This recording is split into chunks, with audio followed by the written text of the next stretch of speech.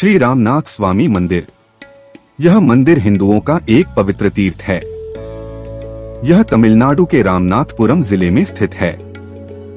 यह तीर्थ हिंदुओं के 4 धामों में से एक है। रामेश्वरम चेन्नई से लगभग 450 मील दक्षिण पूर्व में है।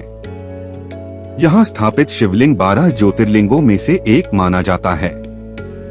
यह मंदिर हिंद महासागर और बंगाल की खाड़ी से चारों ओर से घिरे हुए एक सुंदर शंख आकार के द्वीप पर स्थित है।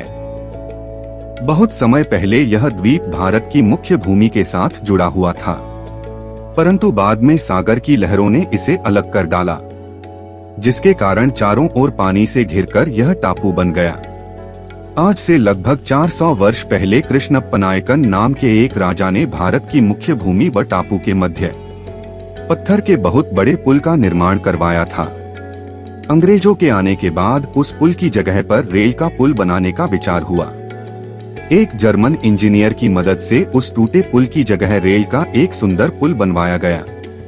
उस समय तक पुराना पत्थर का पुल लहरों की टक्कर से हिलकर टूट चुका था। इस समय भी यही पुल रामेश्वरम को भारत से रेल सेवा द्वारा जोड़ता है।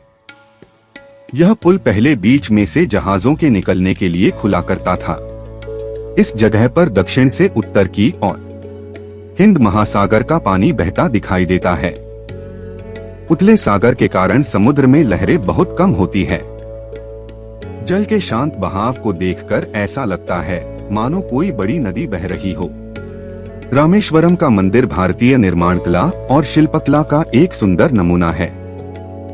इसका प्रवेश द्वार 40 फीट ऊंचा है। मंदिर के अंदर सैकड़ों विशाल खंभे हैं, जो देखने में एक जैसे लगते हैं, परंतु पास जाकर जरा बारीकी से देखा जाए तो मालूम होगा कि हर खंभे पर बेलबूटे की अलग अलग कारीगरी है। इन खंभों की अद्भुत कारीगरी देखकर विदेशी भी दंग रह जाते हैं। यहाँ का गलियारा विश्व का सबसे लंबा गलियारा है। रामेश्वरम के मंदिर में जो पत्थर लगे हैं, वे सब बहुत दूर दूर से नावों में लाद कर लाए गए हैं। रामनाथ जी के मंदिर के भीतरी भाग में एक तरह का चिकना काला पत्थर लगा है। कहा जाता है कि ये सब पत्थर लंका से लाए गए थे। रामेश्वरम के विख्यात मंदिर की स्थापना के बारे में कई रोचक कथाएं हैं। माना जाता है कि सीता जी को छुड़ाने के लिए राम ने लंका पर चढ़ाई की थी। उन्होंने युद्ध के बिना सीता जी को छुड़वाने का बहुत प्रयत्न किया, पर जब रावण के न मानने पर विवश होकर उन्होंने युद्ध किया।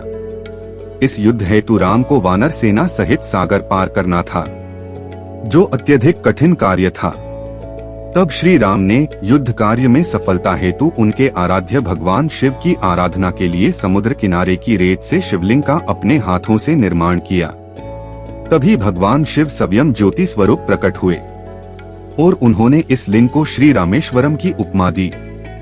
इस युद्ध में रावण के साथ उसका पूरा राक्षस वंश समाप्त हो गया और अंततः सीता जी को मुक्त कराकर श्री राम वापस लौटे।